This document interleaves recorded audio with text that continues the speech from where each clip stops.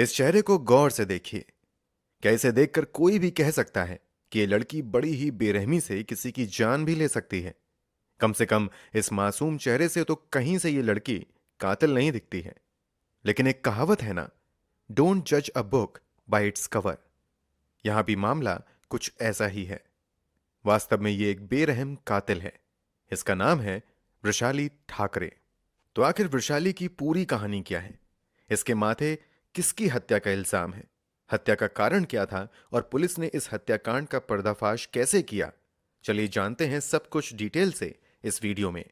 सच्चाई जानकर आप शॉक्ड रह जाएंगे, तो वीडियो में अंत तक जरूर बने रहें। कहानी में आगे बढ़ने से पहले जल्दी से क्राइम की कहानी चैनल को सब्सक्राइब कर बेल आइकन जरूर दबा लीजिए। इस कहानी के दो सबसे अहम किरदार हैं वृषाली ठाकरे और जगदीश सालुखे। जगदीश सालुखे मूल रूप से जनपद जलगांव के तालुका रावेर का रहने वाला था। जगदीश के पिता अपने गांव में ही हेयर कटिंग की दुकान चलाकर गुजारा कर रहे थे। जगदीश के अलावा इसका एक और भाई था, जो शादी के बाद गांव से निकलकर पत्नी के साथ ठाणे के कोलसेवाड़ी नाम की जगह पर रह रहा था। जगदीश अपनी पढ़ाई लिखाई गांव से ही करता है। पढ़ाई पूरी करने के बाद वो भी अपने बड़े भाई के पास चला आता है और यहां नौकरी की तलाश में लग जाता है। कुछ समय की मेहनत के बाद उसे एक फार्मास्यूटिकल कंपनी में जॉब मिल जाती है। जब जगदीश की नौकरी लग जाती है और उसे जॉब करते हुए कई महीने बीत जाते हैं, तो परिवार वाले जगदीश की शादी का प्लान बनाने लगते हैं। क्योंकि जगदीश भी अब ठीक ठाक कमाई कर रहा था, इसलिए वो भी शादी के लिए हां कर देता है। कुछ ही दिनों में जगदीश के लिए रिश्ते आने लगते हैं। कई रिश्तों में एक रिश्ता मलाड के रहने वाली वृषाली ठाकरे से भी था। 22 साल की वृषाली ठाकरे की तस्वीर पहले ही नजर में जगदीश के परिवार वालों को भा जाती है। फिर जगदीश को भी लड़की की फोटो दिखाई जाती है। जगदीश भी इस रिश्ते के लिए हां कर देता है और फिर पारिवारिक स्तर पर रिश्ते के लिए बात आगे बढ़ाई जाती है। सब कुछ तय होने के बाद जगदीश और वृषाली के बीच एक दो मुलाकातें होती हैं और फिर दोनों इस रिश्ते के लिए हां कर देते हैं। फाइनली कुछ समय बाद वृषाली और जगदीश की एंगेजमेंट भी हो जाती है। जैसा कि अमूमन होता है, सगाई के बाद जगदीश और वृषाली भी आपस में फोन पर बातचीत करने लगते हैं और धीरे धीरे एक दूसरे को समझने का प्रयास करने लगते हैं। इस तरीके से लगभग 6 महीनों तक दोनों का रिश्ता ठीक ठाक चलता रहता है। अब फाइनली वो दिन भी आ जाता है जिसका वृषाली और जगदीश बेसब्री से इंतजार कर रहे थे। 29 दिसंबर 2018। वृषाली और जगदीश 7 जन्मों के लिए एक दूसरे के हो जाते हैं।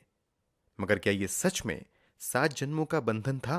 नहीं, क्योंकि शादी के कुछ ही दिनों बाद अब वृषाली का वो रूप देखने को मिलता है जिससे अब तक जगदीश अनजान था। शादी के बाद जगदीश अपनी पत्नी को लेकर कोलसेवाड़ी में परिवार के साथ फ्लैट में ही रहने लगता है। मगर यहां दोनों पति पत्नी लंबे समय तक नहीं रह पाते हैं, क्योंकि अब आए दिन दोनों के बीच छोटी छोटी बातों को लेकर लड़ाइयां होने लगती हैं। शुरू में जगदीश के परिवार वाले बहू को समझाने की कोशिश करते हैं, मगर वो समझने की बजाय इस परिवार से अलग रहने की जिद करने लगती है। जगदीश सोचता है कि शायद परिवार से अलग रहेंगे तो पत्नी से झगड़ा नहीं होगा। इसी सोच के साथ वो ऊषा सदन कोऑपरेटिव सोसाइटी में दूसरा फ्लैट किराए पर लेकर अब अलग रहने लगता है। अब इस फ्लैट में जगदीश और वृषाली के अलावा कोई नहीं रह रहा था। दिन के समय जगदीश ऑफिस में जाकर काम किया करता था, जबकि वृषाली घर का कामकाज संभालती थी। अब 3 महीने बीत चुके थे। दोनों का रिश्ता मिला जुला कर ठीक ठाक चल रहा था। मगर अचानक से 6 मार्च को कुछ ऐसा होता है जिससे हर कोई शॉक्ड रह जाता है। दरअसल रात के लगभग 11 बजे वृषाली बेहद ही घबराई हुई आवाज में जगदीश के मामा नंदलाल को फोन करती हैं। अमूमन वृषाली जगदीश के किसी रिलेटिव को कॉल नहीं किया करती थी, इसलिए जब वृषाली का कॉल जगदीश के मामा के पास आता है तो वो थोड़े चौंक जाते हैं। वो बेहद ही घबराई हुई आवाज में कहते हैं कि मैं सब्जी लाने घर से बाहर गई हुई थी। अभी जब घर के अंदर आई हूं तो देख रही हूं कि घर का सारा सामान बिखरा पड़ा हुआ है और यहीं पर जगदीश बेहोश पड़ा है। आप जल्दी से आ जाइए। इतना सुनते ही जगदीश की मां अपने कुछ और करीबी रिश्तेदारों और पड़ोसियों को लेकर भागते हुए जगदीश के फ्लैट पर आते हैं। यहां देखकर सच में लग रहा था कि घर में चोरी हुई है और इसी दौरान चोरों ने जगदीश की हत्या करने का प्रयास किया है। वहां पर मौजूद लोग देखते हैं तो पता चलता है कि जगदीश की सांस अभी भी चल रही है। इसलिए तुरंत जगदीश को लेकर ये लोग पास के अस्पताल में जाते हैं, मगर गंभीर हालत को देखते हुए जगदीश को रेफर कर दिया जाता है। अब लोग जगदीश को लेकर रुक्मणीबाई अस्पताल लेकर आते हैं, पर यहां आते ही जगदीश को मृत घोषित कर दिया जाता है। साथ ही अस्पताल प्रशासन द्वारा इस बात की जानकारी स्थानीय पुलिस स्टेशन को भी दे दी जाती है। सूचना मिलते ही स्थानीय पुलिस स्टेशन से कुछ पुलिस वाले अस्पताल पहुंचकर जांच शुरू कर देते हैं। कागजी कार्यवाही के बाद जगदीश के शव को पोस्टमार्टम के लिए भी भेज दिया जाता है। आखिर उस घर में क्या कुछ हुआ कि जगदीश की जान चली गई, ये सभी के लिए एक रहस्य बना हुआ था। इस रहस्य से कोई पर्दा उठा सकता था तो वो वृषाली थी, मगर शादी के महज 3 महीने बाद पति के खोने के गम में उसका तो रो रो कर बुरा हाल था। पुलिस वाले भी स्थिति को समझते हुए जल्दबाजी ना दिखाकर संयम से काम लेते हैं। कुछ इंतजार के बाद जब वृषाली की स्थिति कुछ बेहतर हो जाती है तो पुलिस वाले उससे बातचीत करके मामले को समझने का प्रयास करते हैं। अपना बयान दर्ज करवाते हुए वृषाली कहती है कि जगदीश देर शाम अपने काम से लौटने वाले थे। तभी उसने जगदीश को फोन करके बताया था कि घर में सब्जी खत्म हो गई है, तुम बाहर से लेते आना। मगर जगदीश बिना सब्जी लिए घर आ जाता है। वृषाली के बयान के मुताबिक जब जगदीश ऐसे ही घर चला आता है तो वृषाली खुद ही सब्जी लेने मार्केट चली जाती हैं। जब वो वापस आती हैं तो देखती हैं कि घर का दरवाजा खुला हुआ है। घबराहट में वो घर के अंदर दाखिल होती हैं। तब उसकी नजर घर के अंदर बिखरे पड़े सामानों पर पड़ती है। वृषाली बताती हैं कि घर के अंदर से उसका कीमती गहना भी गायब हुआ है। वृषाली अपने बयान के दौरान आशंका जताती हैं कि शायद घर में चोर चोरी करने आए। इसका जगदीश ने विरोध किया, इसी कारण चोरों ने जगदीश की हत्या कर दी है। धारा 174 के तहत इस मामले में पुलिस अज्ञात चोरों के खिलाफ मामला दर्ज करते हुए अपनी जांच शुरू कर देती है। दूसरी तरफ पुलिस इस मामले में जगदीश के पोस्टमार्टम रिपोर्ट का भी इंतजार करती है ताकि खुलासा हो सके कि हत्या कैसे हुई है। इसी सिलसिले में पुलिस वाले अस्पताल जाकर जानकारी जुटाना शुरू करते हैं। अब पुलिस वालों को पोस्टमार्टम करने वाले डॉक्टर से जो जानकारी मिलती है उससे इस केस की पूरी दिशा ही बदल जाती है। दरअसल डॉक्टर बताते हैं कि जगदीश की हत्या रस्सी से गला घोट कर की गई है। इतना ही नहीं, रस्सी से गला घोटने से पहले जगदीश को जहर भी दिया गया था। अब यहां पर एक सवाल खड़ा हो जाता है कि अगर चोरी करने आए चोर ने जगदीश की हत्या की है तो वो हत्या करने से पहले भला जहर क्यों देंगे। अब पुलिस वालों का शक वृषाली पर ही आने लगता है कि कहीं वृषाली ने तो कुछ गड़बड़ नहीं की है, क्योंकि तब घर में उसके अलावा कोई नहीं था। इसी शक के आधार पर पुलिस वाले एक बार फिर से वृषाली से पूछताछ का फैसला करते हैं। शुरू में वो अपने पुराने बयान पर टिकी रहती है और चोरी और चोरों द्वारा हत्या वाली थ्योरी पर ही टिकी रहती है। मगर जब पुलिस वाले कुछ सख्ती दिखाकर पूछताछ करते हैं तो वृषाली चौंका देने वाला खुलासा करती है। दरअसल जब वृषाली और जगदीश की एंगेजमेंट हुई थी तब ये रिश्ता वृषाली को भी पसंद था। मगर जब एंगेजमेंट के कई महीने बीत जाते हैं तो वृषाली का मन जगदीश से भर जाता है। मन भरने की वजह जगदीश का सिंपल होना था। वृषाली चाहती थी कि जगदीश भी स्टाइलिश कपड़े पहने, पार्टियों में आए जाए और उसे हमेशा घुमाने ले जाए। मगर जगदीश सादा जीवन जीना पसंद करता था।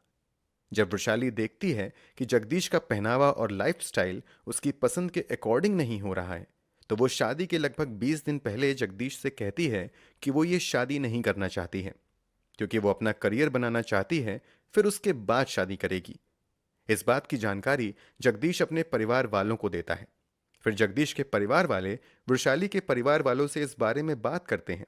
जब वृषाली से उसके माता पिता पूछते हैं तो वो कहती है कि ऐसा कुछ नहीं है, वो शादी के लिए रेडी है।